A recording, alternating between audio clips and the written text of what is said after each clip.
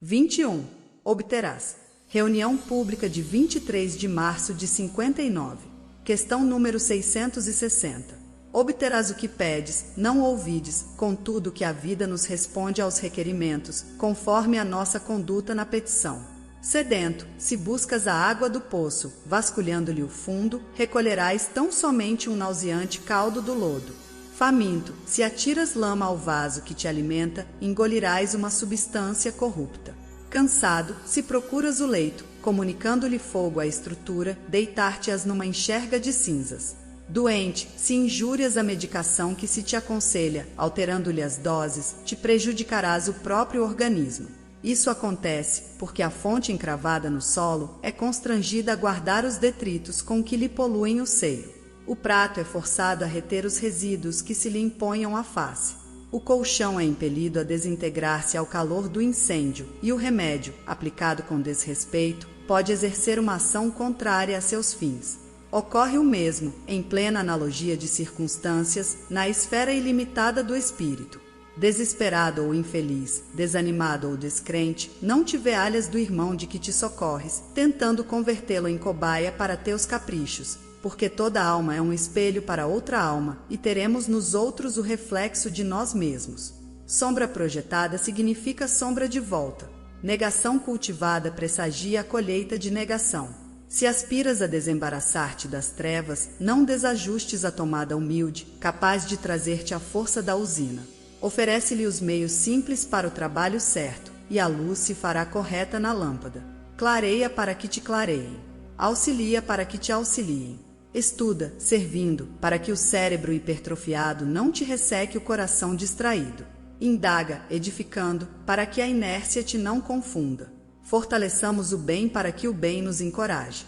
Compreendamos a luta do próximo, a fim de que o próximo nos entenda igualmente a luta. Lembra-te, pois, da eficácia da prece e ora, fazendo o melhor, para que o melhor se te faça, sem te esqueceres jamais de que toda rogativa alcança a resposta, segundo o nosso justo merecimento. 22. Antifalsos profetas. Reunião pública de 30 de março de 59.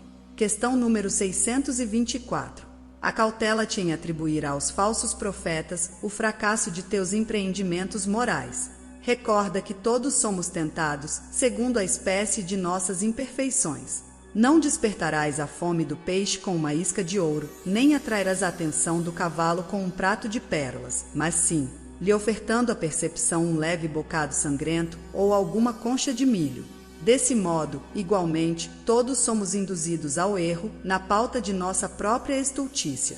Dominados de orgulho, cremos naqueles que nos incitam à vaidade e sedentos de posse. Assimilamos as sugestões infelizes de quantos se proponham explorar-nos a insensatez e a cobiça. É preciso lembrar que todos somos, no traje físico ou dele desenfaixados, espíritos a caminho, buscando na luta e na experiência os fatores da evolução que nos é necessária. E que, por isso mesmo, se já somos aprendizes de Cristo, temos a obrigação de buscar-lhe o exemplo para metro ideal de nossa conduta.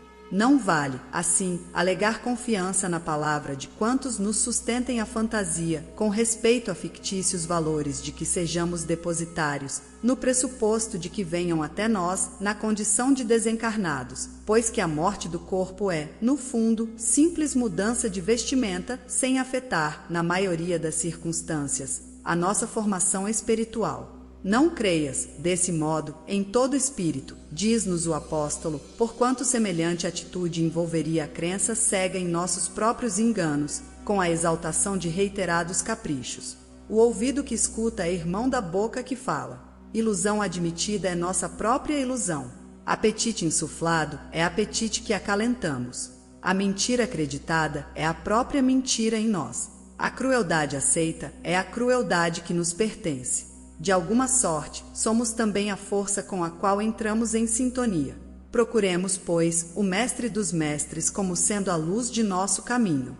E cotejando com as lições dele, avisos e informes, mensagens e advertências que nos sejam endereçados, desse ou daquele setor de esclarecimento, aprenderemos, sem sombra, que a humildade e o serviço são nossos deveres de cada hora, para que a verdade nos ilumine e para que o amor puro nos regenere, preservando-nos, por fim, contra o assédio de todo o mal. 23. Sofrimento e eutanásia. Reunião pública de 3 de abril de 59. Questão número 944. Quando te encontres diante de alguém que a morte parece nimbar de sombra, recorda que a vida prossegue, além da grande renovação. Não te creias autorizado a desferir o golpe supremo naqueles que a agonia emudece, a pretexto de consolação e de amor, porque muitas vezes, por trás dos olhos baços e das mãos desfalecentes que parecem deitar o último adeus, apenas repontam avisos e advertências para que o erro seja assustado ou para que a senda se reajuste amanhã. Ante o catre da enfermidade mais insidiosa e mais dura, brilha o socorro da infinita bondade facilitando, a quem deve, a conquista da quitação. Por isso mesmo, nas próprias moléstias reconhecidamente obscuras para a diagnose terrestre, fulgem lições cujo termo é preciso esperar, a fim de que o homem lhes não perca a essência divina. E tal acontece porque o corpo carnal, ainda mesmo mais mutilado e desforme em todas as circunstâncias, é o sublime instrumento em que a alma é chamada a acender a flama de evolução. É por esse motivo que no mundo encontramos, a cada passo, trajes físicos em figurino moral diverso. Corpos, santuários. Corpos, oficinas. Corpos, a bênçãos. Corpos, esconderijos. Corpos, flagelos. Corpos, ambulâncias. Corpos, cárceres. Corpos, expiações. Em todos eles, contudo, palpita a concessão do Senhor, induzindo-nos ao pagamento de velhas dívidas que a eterna justiça ainda não apagou. Não desrespeites, assim, quem se imobiliza na cruz horizontal da doença prolongada e difícil, administrando-lhe o veneno da morte suave, porquanto, provavelmente, conhecerás também mais tarde o proveitoso decúbito indispensável à grande meditação. E usando bondade para os que atravessam semelhantes experiências, para que te não falte a bondade alheia no dia de tua experiência maior, lembra-te de que, valorizando a existência na terra, o próprio Cristo arrancou Lázaro às trevas do sepulcro, para que o amigo dileto conseguisse dispor de mais tempo para completar o tempo necessário à própria sublimação. 24. Reencarnação. Reunião pública de 6 de abril de 59. Questão número 617. Reencarnação nem sempre é sucesso expiatório, como nem toda luta no campo físico expressa punição. Suor na oficina é acesso à competência. Esforço na escola é aquisição de cultura. Se alguém escolhe dedicar-se à medicina hoje, isso não implica necessariamente que tenha causado moléstias e sofrimentos no passado. Muitas vezes, o espírito, para senhorear o domínio das ciências que tratam do corpo, voluntariamente lhes busca o trato difícil, no rumo a uma ascensão mais elevada. Porque um homem se dedique presentemente às atividades da engenharia, não exprime semelhante escolha essa ou aquela dívida do passado na destruição dos recursos da terra. Em muitas ocasiões, o espírito elege esse gênero de trabalho, tentando crescer no conhecimento das leis que regem o plano material, em marcha para mais altos postos na vida superior. Entretanto, se o médico ou o engenheiro sofrem golpes mortais no exercício da profissão a que se devotam, de certo nela possuem serviço reparador que é preciso atender na pauta das corrigendas necessárias e justas. Toda restauração exige dificuldades equivalentes. Todo valor evolutivo reclama serviço próprio.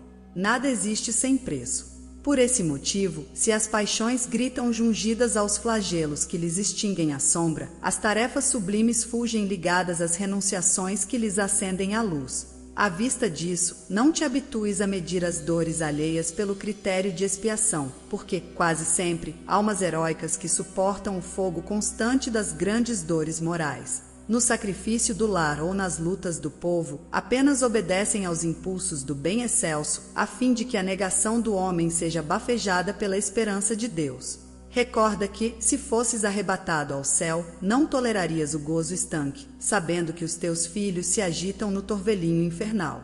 De imediato, solicitarias a descida aos tormentos da treva para ajudá-los na travessia da angústia.